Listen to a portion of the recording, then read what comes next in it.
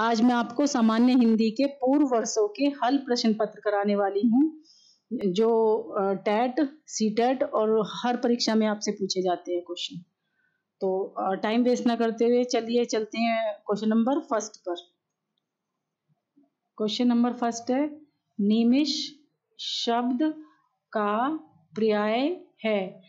पर्याय का मतलब होता है समान अर्थ वाले शब्द, यानी जो इनका अर्थ निकालते हो। मतलब जैसे प्रकाश दिया हुआ है, प्रकाश का मतलब होता है उजाला, छिद्र का मतलब होता है छेद, पूर्ण का मतलब होता है संपूर्ण यानी कि पूर्ण जो पूरा हो चुका है। क्षण, क्षण मीन्स होता है पल, क्षण का अर्थ है पल। इसके अतिरिक्त इसके और शब्द हैं पल, विपल, विपल, ये इसका पर्याय है। और जो हमारा आंसर है इसका fourth answer is right. Question number second, मुझसे उठा नहीं गया।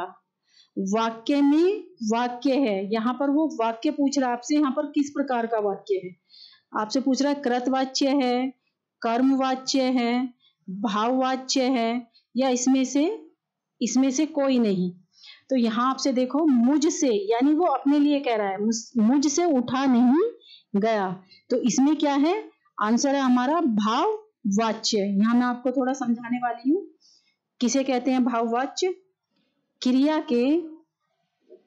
के उस रूपांतरण को भाववाच्य कहते हैं जिस वाक्य में भाव की प्रधानता होती है। भाव की क्या होती है, प्रधानता होती है। यह वाच्य अकर्मक क्रिया से बनता है। किससे बनता है, जहां पर भाव की प्रधानता होती है। किसकी प्रधानता होती है, भाव की प्रधानता, भाव की प्रधानता होती है, वहां पर भाववाचक वाच्य होता है। तो answer is third is right. अब है क्वेश्चन नंबर थर्ड, जिसकी पूर्व से कोई आशा न हो के लिए एक शब्द, यानी ये आपको वाक्यांश दे दिया है, जिसकी पूर्व से कोई आशा न हो, यानी इसका आंसर है अप्रत्याशित। आंसर क्या है इसका, अप्रत्याशित। वाक्यांशों के लिए एक शब्द,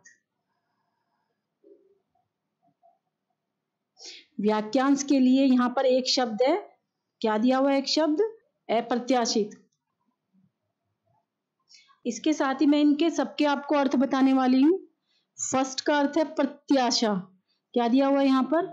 हम जब भी परीक्षा में बैठते हैं तो हमें बहुत जल्दी नहीं करनी चाहिए, पहले तो क्वेश्चन को बहुत ध्यानपूर्वक पढ़ना चाहिए कि उसमें क्या दिया हुआ है और वो हमसे पूछ क्या रहा है, ताकि हम कभी भी गलती ना करें। तो प्रत्याशा क्या होता है, प्रत्याशा का अर्थ होता है किसी से आशा लगाना।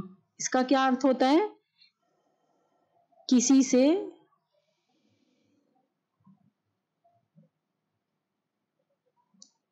आशा करना। अब है हमारा अप्रमेय, ये हमारा अप्रमेय। अप्रमेय का मतलब होता है जिसे मापा, इसका मतलब होता है जिसे मापा न जा सके। अप्रत्याशित का आपको दिया हुआ है अनाहुत। हमें अर्थ आना चाहिए, अगर हमें अर्थ आता है प्रत्येक शब्द का तो हम कभी भी कोई गलती नहीं करेंगे। अगर अर्थ निकाल कर हम करते हैं तो हमारा सभी आंसर राइट रहेंगे। अनाहुत, अनाहुत का मतलब होता है जिसे बुलाया न गया हो। अनाहुत का मतलब होता है यानी जिसे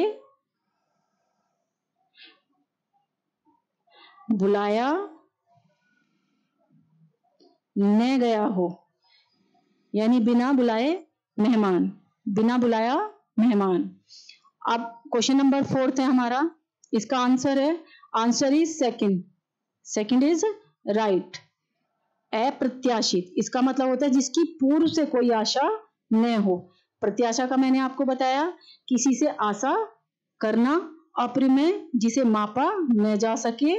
अनाहुत, जिसे बुलाया न गया हो। क्वेश्चन नंबर फोर्थ है, गोधूम शब्द का तद्भव है। तद्भव आप सभी जानते हैं, तत्सम शब्द भी आप जानते हैं, विदेशी भी, देशज, सभी शब्दों का आपको पता है। यहाँ पर पूछा गया है गोधूम शब्द का तद्भव है। अब गोधूम शब्द का तद्भव, अब यहाँ पर दिया हुआ है गेहूं, गाय, गोबर, गोधन। गाय का जो तत्सम रूप होता है, गाय का तत्सम, वो तद्भव पूछ रहा है, तो यहाँ पर गाय का क्या है, गाय का क्या होता है, गो, गाय का गो। गोधूम का जो मतलब होता है, तद्भव शब्द गेहूं होता है, गेहूं। गोबर का गोम्य,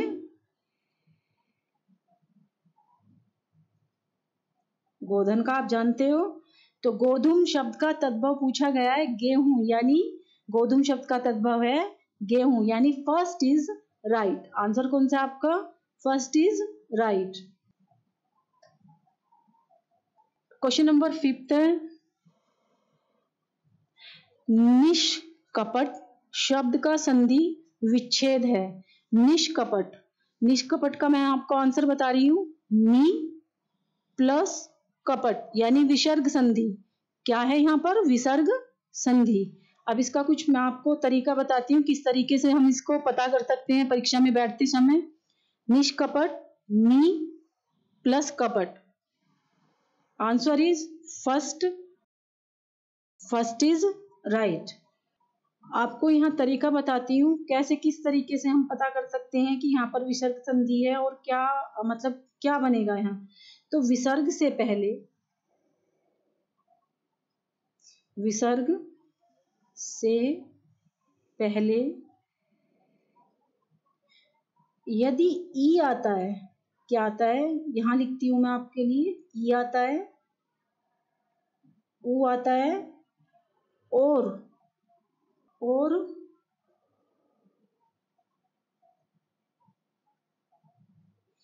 बाद में क, ख, ट, ठ, प, फ में से कोई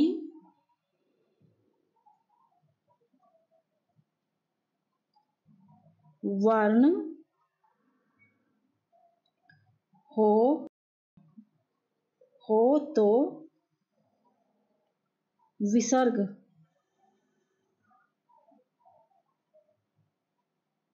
का श यानी क्या हो जाता है, हलंत लग के इसको हम क्या बोलेंगे, अद श हो जाता है।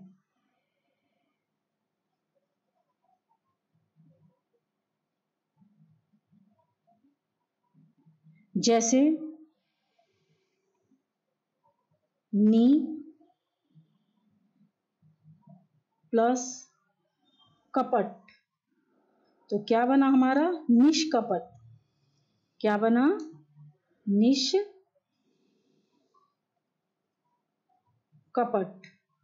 दूसरा शब्द है हमारा निष्कपट, answer is first, answer is first. Question number 6, निम्न में से किस शब्द की वर्तनी सही है। वो सही शब्द पूछ रहा है, अनुग्रहित, ये भी गलत है। अनग्रहित, ये भी रोंग है। सेकंड, अनुग्रहित इज राइट, और अनुग्रहित ये भी रोंग है। तो राइट वर्ड कौन सा है हमारा, राइट वर्ड है हमारा सेकंड। राइट वर्ड कौन सा है हमारा, अनुग्रहित, second is right. Question number है 7, अपेक्षा का विशेषण रूप क्या है। अच्छा पहले बताओ विशेषण होता क्या है, जो शब्द संज्ञा या सर्वनाम शब्दों की, जो शब्द संज्ञा या सर्वनाम शब्दों की विशेषता बताते हैं उन्हें हम विशेषण कहते हैं। क्या कहते हैं, विशेषण यानी या संज्ञा की विशेषता बताते हैं या सर्वनाम शब्दों की विशेषता बताते हैं, उन्हें विशेषण शब्द कहते हैं। जैसे राम अच्छा लड़का है, तो अच्छा उसमें क्या है? अच्छा यहाँ पर राम की विशेषता है, यानी विशेषण शब्द क्या हुआ हमारा यहाँ पर? अच्छा। अब यहाँ पर पूछा जा रहा है अपेक्षा, अपेक्षा का विशेषण रूप क्या है? तो अपेक्षा का विशेषण रूप है अपेक्षित, और अपेक्षित का अगर हम यहाँ पर अर्थ निकालते हैं तो अपेक्षित का अर्थ होता है आवश्यक, अपेक्षित का अर्थ होता है आवश्यक। या चाहा, जिसे चाहा हुआ। अपेक्षित का क्या अर्थ होता है? आवश्यक या चाहा हुआ।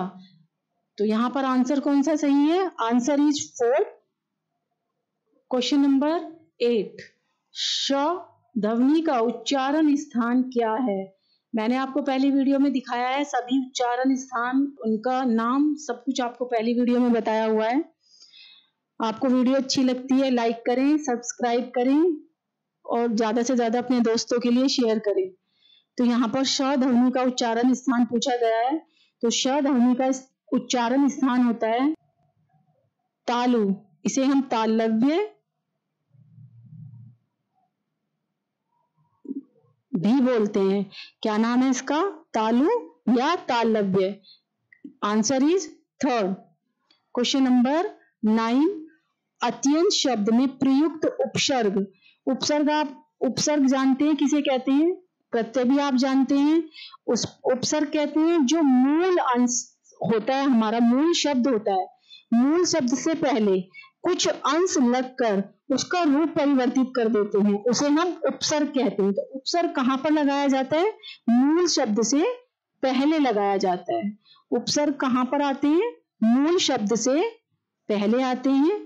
और प्रत्यय का आपको पता है, प्रत्यय मूल शब्द के बाद में प्रयोग किए जाते हैं। प्रत्यय मूल शब्द के बाद में प्रयोग किए जाते हैं। और ये क्वेश्चन पूछा जाता है कि उपसर्ग कहां पर प्रयोग किए जाते हैं और प्रत्यय कहां पर प्रयोग किए जाते हैं। वहां पर प्रत्यय छांटने के लिए भी दिया जाता है आपको और उपसर्ग छांटने के लिए भी दिया जाता है। तो यहाँ पर क्वेश्चन नंबर 9 है। क्वेश्चन नंबर 9 में है अत्यंत शब्द का प्रयुक्त उपसर्ग है, यानी अत्यंत शब्द में कौन सा उपसर्ग प्रयोग किया गया है।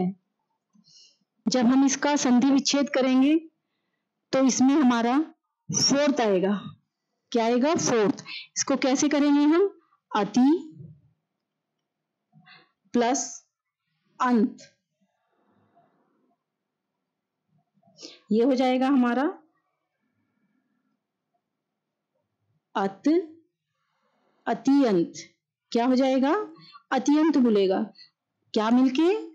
किन दो शब्दों को मिलकर बना हुआ है? ये हमारा अति उपसर्ग, मूल शब्द क्या है? अंत। क्या बना? अत्यंत। आंसर इज 4th, यानी 4th is right. Now question number 10, उपतय का। यह क्वेश्चन बहुत बार परीक्षा में आया है, टैट में भी आया है, सुपर टैट में भी आया है और बीएड में भी। हिंदी, सामान्य हिंदी तो सभी जगह पूछी जाती है। यहाँ पर हमारा क्वेश्चन नंबर 10 है, उपत्यका का अर्थ है। उपत्यका का अर्थ होता है पर्वत के, जो पर्वत के पास की भूमि होती है, तराई क्षेत्र होता है, पर्वत के पास की भूमि को हम उपत्यका कहते हैं। यहाँ पर वो अर्थ पूछ रहा है आपसे, इसका मीनिंग, यानी उपत्यका का मीनिंग है पर्वत के पास की भूमि। Answer is 4th। और यहाँ पर आप कह सकते हैं कि वाक्यांश, यानी ये पूरा क्या दे दिया हमें? एक शब्द दे दिया, और ये क्या है हमारा? वाक्यांश है, पर्वत के पास की भूमि। तो कहते हैं ना, वाक्य जो दिए हुए होते हैं उनके लिए एक शब्द, वाक्यांश के लिए एक शब्द भी हमारा पूछ लिया जाता है कि पर्वत के पास की भूमि, तो इसे हम क्या कहते हैं? उपत्यका। क्वेश्चन नंबर है हमारा 11, औंगय का उच्चारण स्थान होता है। तो इसका उच्चारण स्थान होता है नासिका। नासिका,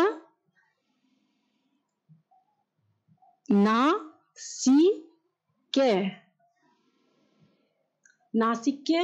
answer is first is right answer. Next question, question number है 12, 4 गज मलमल में कौन सा विशेषण है? विशेषण शब्द मैंने पहले ही बताया, जब हमें सब शब्दों की डेफिनेशन का पता होता है तो हम कभी भी क्वेश्चन गलत नहीं करते हैं। हमें पता होना चाहिए संज्ञा किसे कहते हैं, सर्वनाम किसे कहते हैं, विशेषण क्या होते हैं, कारक क्या होते हैं, संधि क्या होती है। जब हम इन सब के बारे में जान चुके होते हैं तो हम कभी भी मिस्टेक नहीं करेंगे। सबसे पहले डेफिनेशन इज कंपलसरी, तो हमें क्लियर कर लेना चाहिए विशेषण किसे कहते हैं। मैंने ऊपर बताया था संज्ञा या सर्वनाम शब्दों की विशेषता बताने वाले शब्दों को विशेषण कहते हैं। यहाँ पर आपसे पूछा गया है 4 गज मलमल में कौन सा विशेषण है, तो 4 गज मलमल में कौन सा विशेषण है? परिमाण बोधक विशेषण है। हमें क्या ज्ञात करा रहा है? परिमाण ज्ञात करा रहा है। तो कौन सा विशेषण है? परिमाण बोधक, यानी 4 गज मलमल।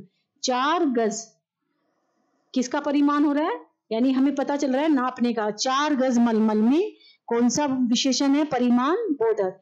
Answer is third.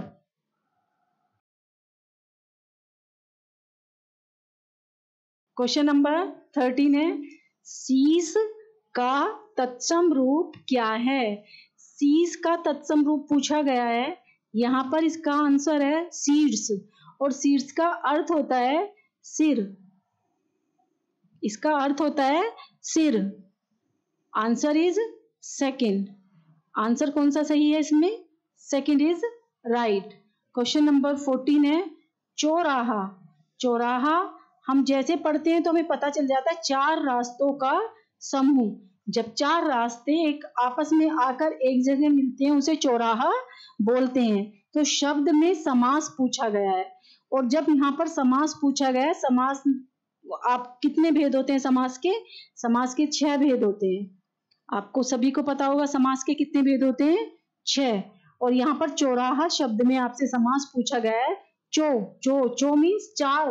तो यहाँ पर हमें संख्या का आभास हो रहा है। किसका आभास हो रहा है? संख्या का।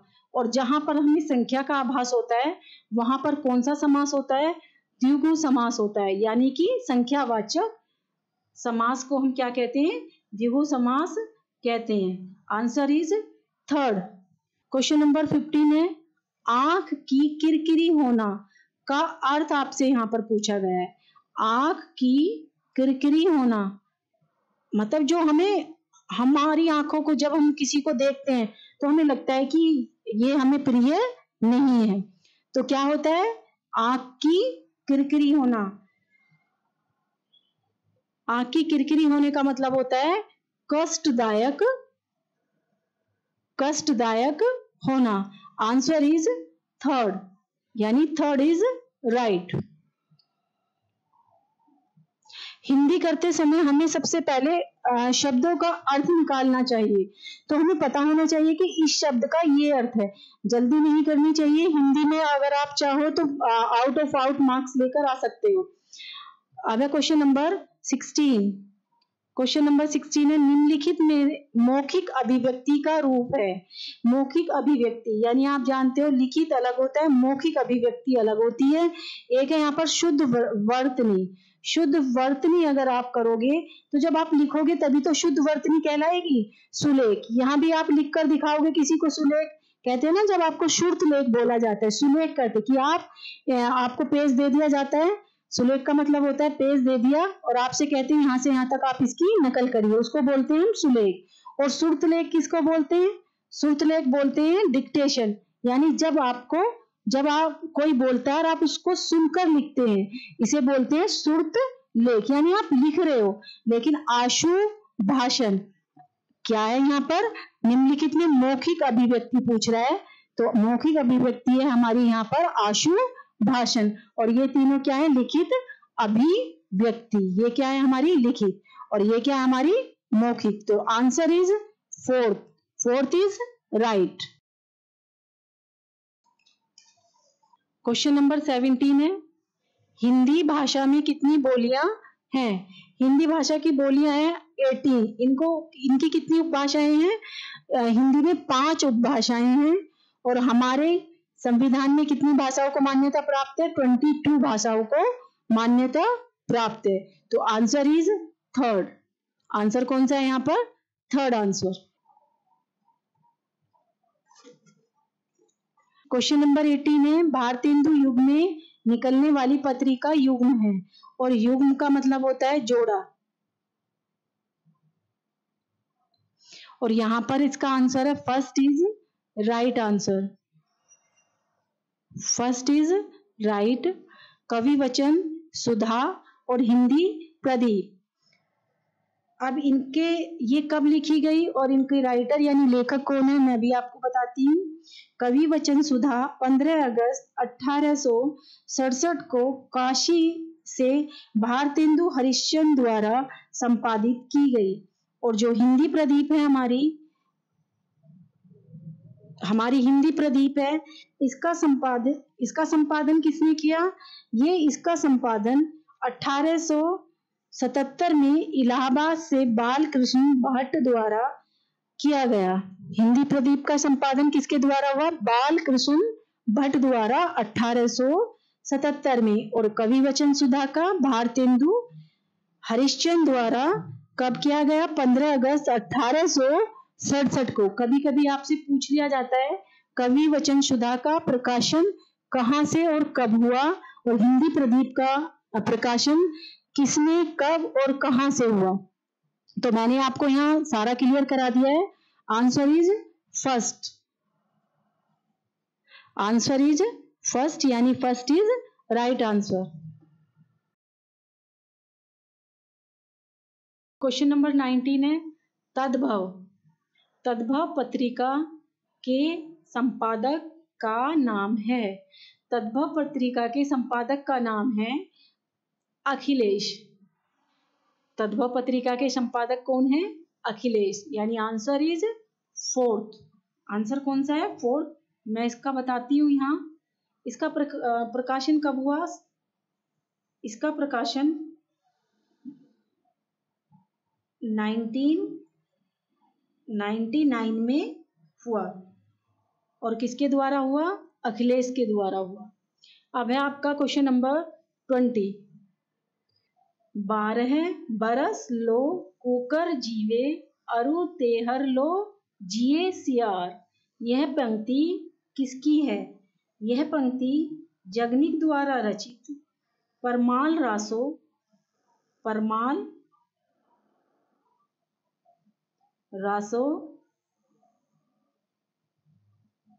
से ली गई है।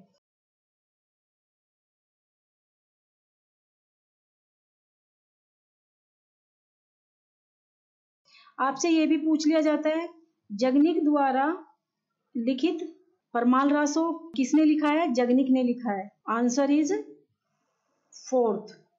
क्वेश्चन नंबर है 21। निम्नलिखित में से किस देश में हिंदी भाषा का प्रयोग लिखने एवं बोलने में किया जाता है? यहाँ आपसे पूछा गया है कि निम्नलिखित में ऑस्ट्रेलिया में किया जाता है हिंदी का प्रयोग, पाकिस्तान में किया जाता है, दक्षिण अमेरिका में किया जाता है, या मॉरिशस में किया जाता है। तो जो हिंदी बोलने और लिखने में प्रयोग की जाती है वो मॉरिशस में की जाती है। कहाँ पर की जाती है हिंदी भाषा का प्रयोग? मॉरिशस में बोलने और लिखने में किया जाता है। Answer is fourth. कौन सा आंसर राइट है यहाँ पर? Fourth is right answer. अब है हमारा क्वेश्चन नंबर 22। सूरसागर किस भाषा की रचना है? और सूरसागर यहाँ ये भी पूछ लिया जाता है कि सूरसागर किसके द्वारा रचित है? किसके द्वारा रचित है? सूरदास के द्वारा। और सूरदास ने जो इसको लिखा है कौन सी भाषा में लिखा है? ब्रज भाषा में। किस भाषा में लिखा है? ब्रज में। तो थर्ड इज राइट। कौन सा आंसर है यहाँ पर? Third is right answer. Question number 23। वीरों का कैसा हो बसंत कविता किसने लिखी है? आपको पता है किसने लिखी है? जो वीरता पे आधारित कविताएं हैं किसने लिखी है? उन कविताओं को लिखा है सुभद्रा कुमारी चौहान। किसने लिखा है? सुभद्रा कुमारी चौहान ने लिखा है। और इसमें किस रस की प्रधानता है? यहाँ पर वीर रस की प्रधानता है। आंसर इज सेकंड, यानी second is right answer. Question number 24, निम्नलिखित में से कौन सी व्याकरण और वर्तनी की दृष्टि से शुद्ध भाषा कहलाती है? यहाँ पर हमारा राइट आंसर है मानक भाषा। वर्तनी और व्याकरण की दृष्टि से शुद्ध भाषा कहलाती है। Answer is fourth. Question number 25, निम्नलिखित में से कौन सा रासो आलह खंड के नाम से भी प्रसिद्ध है? आपको पता है कि किसका नाम आला खंड भी है, यानी हमारा जो थर्ड आंसर है परमाल रासों को हम आला खंड के नाम से भी जानते हैं। और इसकी रचना किसने की थी? जगनिक ने। किसने लिखा है इसको? जगनिक ने लिखा है। आंसर है हमारा थर्ड। नाउ क्वेश्चन नंबर 26, यहाँ पर पूछा गया है घुमक्कड़ शब्द में कौन सा प्रत्यय है? और प्रत्यय हमेशा मूल शब्द के बाद में लगाए जाते हैं। जो अंश होते हैं, छोटा अंश होता है, उसको हम कहाँ पर लगाते हैं? मूल शब्द के यानी बाद में लगाते हैं। अब यहाँ पर देखो यहाँ पर देखो घुमक्कड़ आपको दिया हुआ है। क्या दिया हुआ है? घुमक्कड़। इसका जो मूल शब्द है, यहाँ पर इसका मूल शब्द है घूम प्लस अक्कड़, मिलकर क्या बना? घुमक्कड़। क्या बन गया? घुमक्कड़। घूमने वाला, जो घूमता है उसे हम घुमक्कड़ बोलते हैं। तो आंसर इज फर्स्ट। आंसर कौन सा है यहाँ पर? फर्स्ट। आप इसको बोलोगे, अच्छे से इसका उच्चारण करोगे घुमक्कड़, तो आपको सुनाई देगा घूम प्लस अक्कड़, यानी यहाँ पर आ बोल रहा है। तो क्या मिलेगा? मिलकर क्या बनेगा? घूम प्लस अक्कड़। अब आप तोड़ के देखो, घूम प्लस डे नहीं बनेगा, घूम प्लस अड़ नहीं बनेगा, घूम प्लस कड़ नहीं बनेगा। तो जब हम बोलेंगे, इसका सही उच्चारण करेंगे, तो हमारा क्या आएगा? घूम प्लस अक्कड़, मिलकर क्या बनता है? घुमक्कड़, घूमने वाला। नेक्स्ट क्वेश्चन है हमारा 27, महावीर स्वामी का जन्म कहाँ पर हुआ? उनका जन्म वैशाली में हुआ था। कहाँ पर हुआ था? वैशाली में, यानी second is right answer. Question number 28, स्वच्छंद में कौन सी संधि है? स्वच्छंद आपको सुनाई दे रहा है स्वच्छंद, तो यहाँ आपसे पूछा जा रहा है स्वच्छंद में कौन सी संधि है? स्वच्छंद में हमारी व्यंजन संधि है। कौन सी संधि है? व्यंजन संधि। या मैं आपको थोड़ा सा बताने वाली हूँ, किसी भी हर्ष स्वर या आ का मेल जब 6 से होने पर क्या बनता है? 6 से पहले च जोड़ दिया जाता है। कहाँ पर जोड़ दिया जाता है च? आप यहाँ देखो, ये 6 दिया हुआ है, 6 से पहले 6 को जोड़ दिया जाता है, तो क्या बन जाता है? हमारा स्वच्छंद। और इसका हम क्या करते हैं? स्व प्लस क्या बन गया हमारा? छंद। क्या बना? स्वच्छंद। ऐसे ही दूसरा वर्ड है परि प्लस छेद। क्या बना हमारा? अब देखो, च से पहले हम क्या जोड़ देंगे? च, तो क्या बन जाएगा हमारा? परि, क्या बनेगा? परिच्छेद। क्या बनेगा? परिच्छेद। यानी मैंने आपको बताया है स्वच्छंद में कौन सी संधि है? व्यंजन संधि है। किसी भी हर्ष स्वर या आ का मेल 6 से होने पर 6 से पहले हम क्या जोड़ देते हैं? क्या जोड़ देते हैं? च जोड़ देते हैं। और च में क्या आता है? आधा। अगर हम च लिखेंगे, व्यंजन हमेशा अपने आप में आधा होता है और ए मिलकर वो पूरा बनता है, और ए नहीं जोड़ेंगे, यहाँ पर क्या जोड़ेंगे? च और हलन। तो हमारा क्या बन जाएगा? स्वच्छंद। और परि, 6 से पहले क्या जोड़ देंगे? च, क्या बन जाएगा? परिच्छेद। आंसर कौन सा है हमारा यहाँ पर? फोर्थ। कौन सी संधि है इसमें? व्यंजन संधि। न क्वेश्चन नंबर है हमारा 29। क्वेश्चन नंबर क्या है? 29। महात्मा बुद्ध ने जब बुद्ध तत्व यानी ज्ञान प्राप्त किया तब उनकी अवस्था पूछी जा रही है, यानी उनकी आयु कितनी थी? तो तब उनकी आयु थी 35 यानी 35 वर्ष। क्या आयु थी उनकी? 35 वर्ष। Answer is second.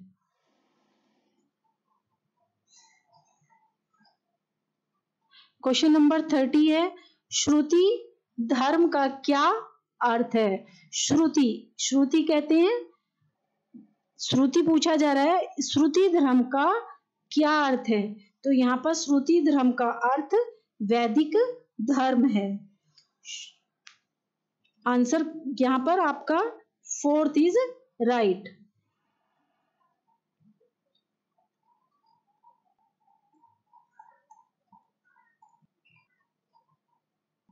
Question number 31, व्यर्थ। व्यर्थ मीन्स अर्थ होता है बेकार। शब्द में किन वर्णों की संधि है? तो इसमें किन वर्णों की संधि है? E plus a. Answer is 4th। अब है हमारा क्वेश्चन नंबर 32, दिए हुए शब्दों में भिन्न अर्थ वाला शब्द है, यानी 3 शब्द ऐसे दिए हुए हैं जो आपस में समान है, लेकिन एक शब्द यहाँ पर आपको भिन्न अर्थ वाला दे दिया है। तो सबसे पहले हम अर्थ निकालेंगे, यानी पर्याय उनका, पर्यायवाची शब्द जो होते हैं समान अर्थ वाले शब्द। तो यहाँ पर देखो फर्स्ट दिया हुआ है इसमें तुरंग।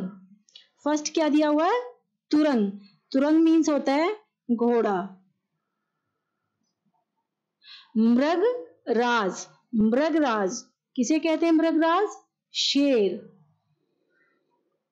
मृगेंद्र किसको बोलते हैं? शेर। और व्याघ्र भी किसको बोलते हैं? शेर को व्याघ्र बोलते हैं। तो ये तीनों क्या हुए आपस में समान, और भिन्न अर्थ वाला क्या हुआ? तुरंग। तुरंग, घोड़ा, घोटक, ये तुरंग अलग हुआ और ये तीनों समान। तो हमारा आंसर कौन सा है यहाँ पर? Answer is first. Next question है 33। क्वेश्चन नंबर 33 है हमारा, अंतस्थ वर्ण है। अंतस्थ वर्ण कौन से होते हैं? जो जिनका उच्चारण स्वरों और व्यंजनों के बीच से होता है, अंतस्थ व्यंजन कहलाते हैं। और अंतस्थ वर्ण कौन से होते हैं यहाँ पर हमारे? य, र, ल, व। ये कौन से हमारे अंतस्थ वर्ण? इन दोनों, इनका उच्चारण किससे होता है? स्वरों और व्यंजनों के बीच से होता है। आंसर हमारा सेकंड।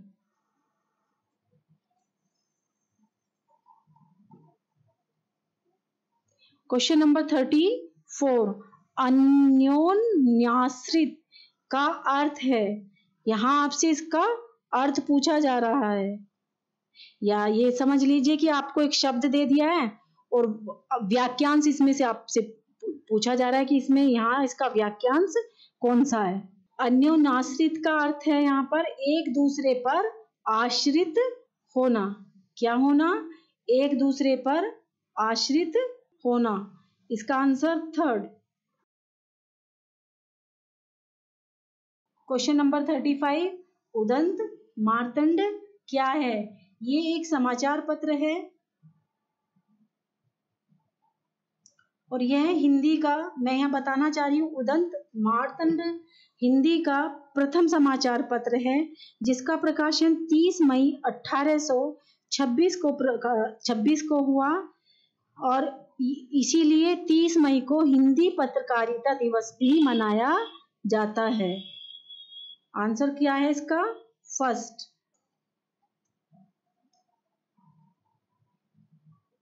क्वेश्चन नंबर है 36, गद्य। जो गद्य होता है, गद्य यदि लेखकों की कसौटी है तो निबंध गद्य की कसौटी है। यह कथन किसका है? यह कथन है हमारा रामचंद्र शुक्ल जी का। किसका कथन है ये? Acharya Ramchandra Shukla. Answer is second.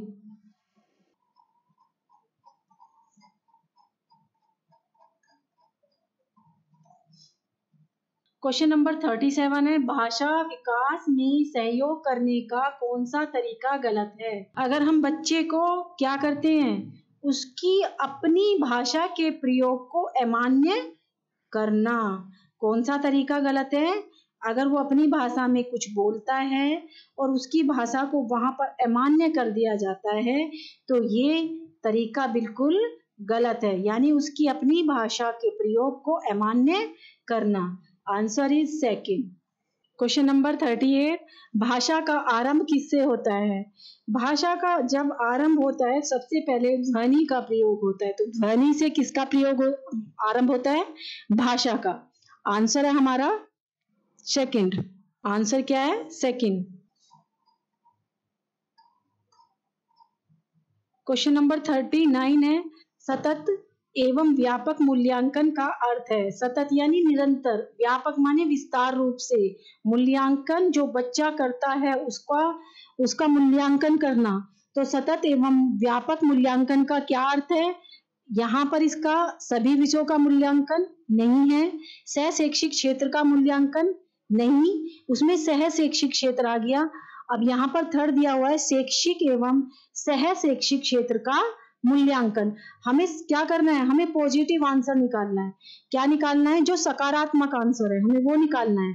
तो यहाँ पर शैक्षिक क्षेत्र का मूल्यांकन दिया हुआ है, यहाँ पर सह शैक्षिक क्षेत्र का मूल्यांकन दिया हुआ है, यहाँ पर सभी विषयों का मूल्यांकन दिया हुआ है, लेकिन हमें बच्चों का सर्वांगीण विकास करना होता है।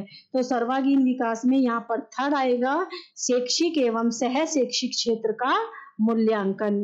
तो कौन सा आंसर सही है? यहाँ पर third answer is right. Question number 40 है, सीमा हर पाठ को बहुत जल्दी पढ़ती है या सीख लेती है, लर्न कर लेती है, जबकि रीना उससे सीखने में ज्यादा समय लेती है। यह विकास के कौन सी अवस्था को दर्शाता है? कौन सी अवस्था को दर्शाता है? यानी सीमा हर पाठ को बहुत जल्दी सीख लेती है जबकि रीना उसे सीखने में ज्यादा समय लेती है। तो यहाँ पर कौन सा दर्शाता है? निरंतरता नहीं है, अंतः संबंध कोई संबंध नहीं है, सामान्य से विशिष्ट की ओर ये भी नहीं है। अगर कोई बच्चा कोई जल्दी सीखता है और कोई देर से सीख रहा है तो यहाँ पर क्या आएगा? आंसर इज फर्स्ट, व्यक्तिक भिन्नता। क्या है उनके अंदर? सीखने की क्षमता। कोई जल्दी सीखता है और कोई देर से सीखता है, तो क्या है यहाँ पर? व्यक्तिक भिन्नता। Answer is first. Question number 41 है, हिंदी भाषा शिक्षण में छात्र की अभिव्यक्ति परखने के लिए आप निम्न में से यहाँ पर किसकी मात्रा गलत है? प्रश्न को सर्वाधिक महत्वपूर्ण समझते हैं। क्या करते हैं? सर्वाधिक, यानी हिंदी भाषा शिक्षण में छात्र की अभिव्यक्ति। अगर आप एक शिक्षक हो और छात्र में आप पढ़ा रहे हो तो किसी छात्र की अभिव्यक्ति परखने के लिए आप उसको किस तरह का कार्य देंगे, यानी उसको आप क्या बोलेंगे कि उसकी अभिव्यक्ति आप उसको परख पाए कि वो किस कहाँ तक मतलब सीख पाया है।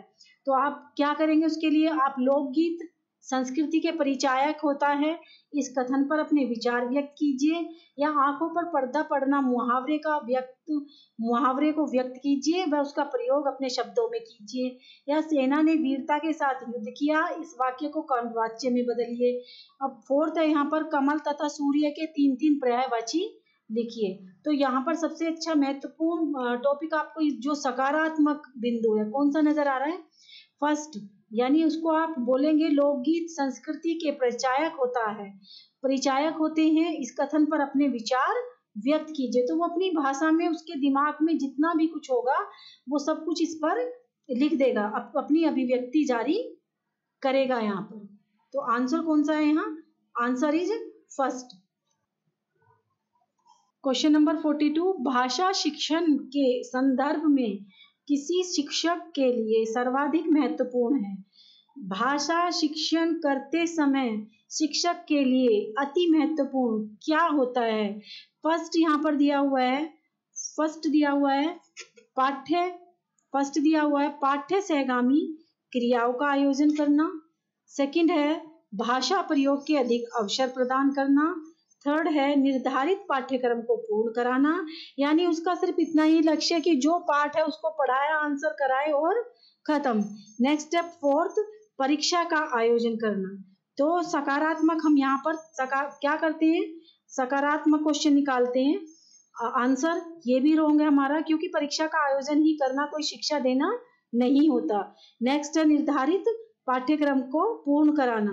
शिक्षक का कोई वो नहीं है कि एक पाठ्यक्रम उसको दे दिया गया और उसी को उसको कंप्लीट कराना है। सेकंड है यहाँ भाषा प्रयोग के अधिक अवसर प्रदान कराना, या पाठ्य जो दिया हुआ है पाठ्य सहगामी क्रियाओं का आयोजन कराना नहीं। तो हमारा जो सकारात्मक आंसर होगा वो होगा सेकंड, यानी भाषा का प्रयोग अधिक, भाषा के प्रयोग के अधिक से अधिक अवसर प्रदान करना। आंसर है हमारा सेकंड। यहाँ आपको 4 पंक्तियां दी हुई हैं। क्वेश्चन नंबर 43 है लोचन लोल का तात्पर्य है, और यहाँ पर आपको लोचन लोल दिया हुआ है सेकंड लाइन में। क्या दिया हुआ है, लोचन लोल। तात्पर्य से अर्थ, आप अर्थ पूछा जा रहा है आपसे कि तात्पर्य आप क्या समझते हो, इससे क्या अर्थ आप निकाल सकते हो। तो लोचन का मतलब होता है चंचल, लोचन, लोचन लोल, क्या इसका अर्थ होता है, चंचल नेत्र। लोचन लोल का मतलब होता है चंचल नेत्र, यानी third is right answer. Question number 44 नेत्रों के सौंदर्य वर्णन में किस अलंकार का प्रयोग किया गया है। तो नेत्रों के सौंदर्य वर्णन में अनुप्रास अलंकार का प्रयोग किया गया है। किसका प्रयोग किया गया है, अनुप्रास अलंकार।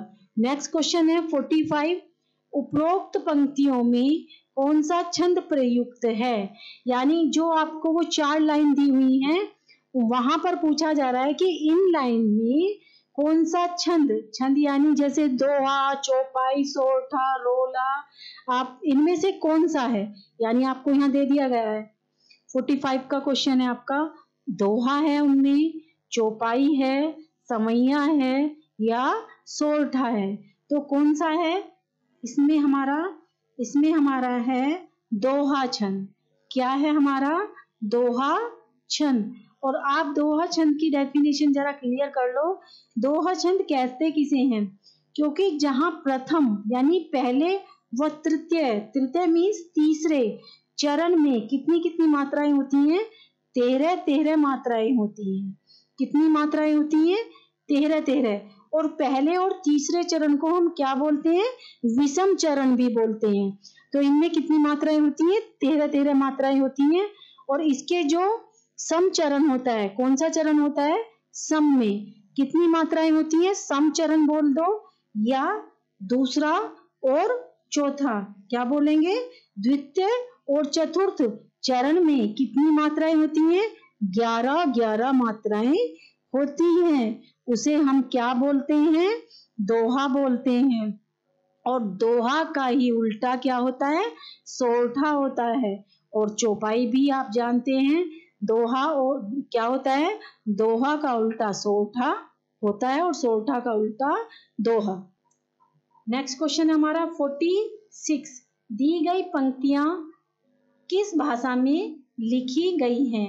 आपसे पूछा जा रहा है, ये मतलब जो आपको पैराग्राफ दिया हुआ है उन पंक्तियों में भी जो पंक्तियां हैं किस भाषा में रचित है, यानी कौन सी भाषा में लिखी गई है। तो आपको मैंने पढ़ के सुनाया था, उसकी भाषा कौन सी है, ब्रज भाषा। कौन सी भाषा है, ब्रज भाषा। Answer is second. कौन सी भाषा है, ब्रज भाषा। क्वेश्चन नंबर 47 दी गई पंक्तियों में प्रयुक्त मनसिज शब्द का पर्याय निम्न विकल्पों में से नहीं है। वो पूछ रहा है आपसे कि 3 तो एक ही शब्द के पर्याय हैं, लेकिन एक शब्द आपको यहाँ पर भिन्न दे दिया गया है, वो भिन्न शब्द क्या है। फर्स्ट दिया हुआ है मनोज, सेकंड दिया हुआ है यहाँ पर मदन, थर्ड दिया हुआ है कंदर्प, और फोर्थ दिया हुआ है आपका कृष्ण। तो यहाँ पर कौन सा अलग है, यहाँ पर आपका फोर्थ इज डिफरेंट, यानी आपका फोर्थ अलग है। कृष्ण, कृष्ण मीन्स आप सभी जानते हैं, सुदामा का जो मित्र था, देवकी नंदन, वासुदेव पुत्र, मुरलीधर, बहुत नाम है उनके तो। और यहाँ पर जो ये तीनों हैं, मनोज, कंदर्प, मदन, ये किसके पर्याय हैं? ये तीनों मनसिज के पर्याय हैं। किसके पर्याय हैं? मनसिज के। Answer is fourth.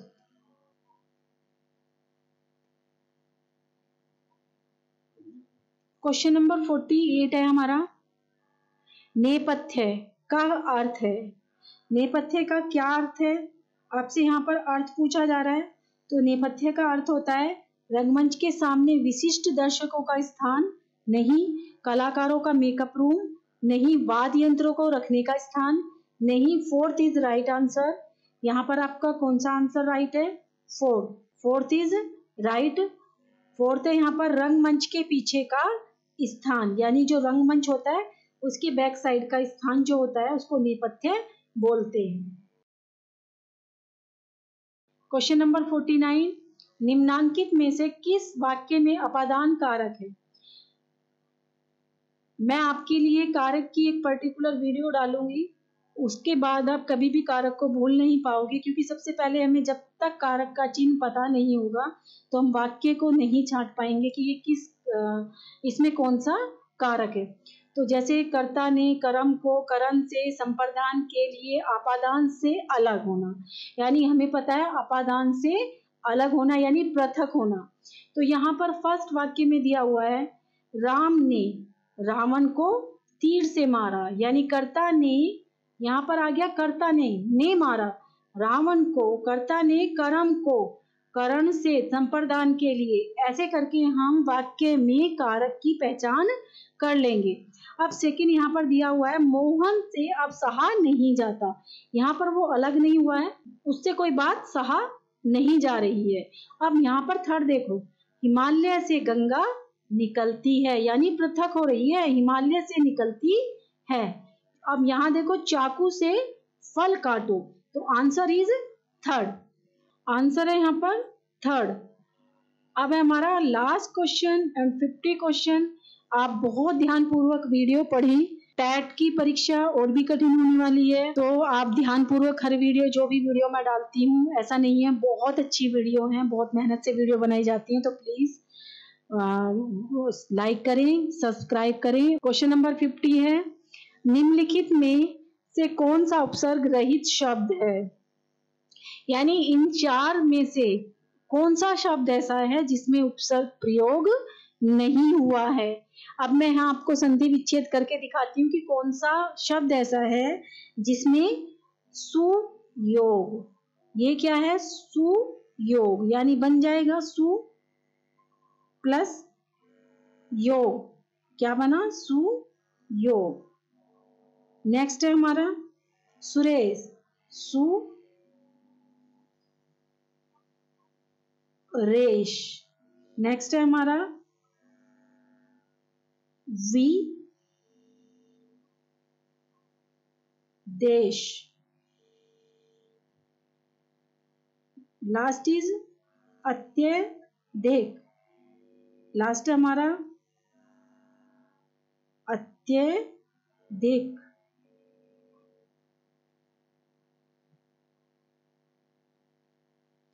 अब आपको देखो, शब्द ऐसा होना चाहिए कि अर्थ, प्रत्येक शब्द से अर्थ निकलता हो। तो जो यहाँ पर सुरेश शब्द है वो उपसर्ग रहित है। कौन सा शब्द है? सुरेश। कौन सा शब्द है? सेकंड। सुरेश जो है हमारा, इसमें उपसर्ग नहीं है, क्योंकि सु प्लस योग, इससे भी अर्थ निकल रहा है योग। सु प्लस रेस, रेस से कोई अर्थ निकल ही नहीं रहा है। वी प्लस देश, देश का आपको पता है पर्टिकुलर देश का नाम लिया जा रहा है। अत्यधिक यानी अति प्लस अधिक, अधिक यानी ज्यादा। तो यहाँ पर जो हमारा आएगा भिन्न शब्द जो आएगा, यानी जिसमें हमारा उपसर्ग नहीं है, वो कौन सा है? Suresh. Answer is second. Video अच्छी लगती है लाइक करें, सब्सक्राइब करें और अपने दोस्तों के साथ शेयर करें। ध्यानपूर्वक पढ़िए, क्योंकि जीवन में सफल होना बहुत जरूरी होता है। अपने लिए भी और अपने अपनों के लिए भी। बहुत जरूरी है जीवन में एक मुकाम हासिल करना। Thank you for watching this video.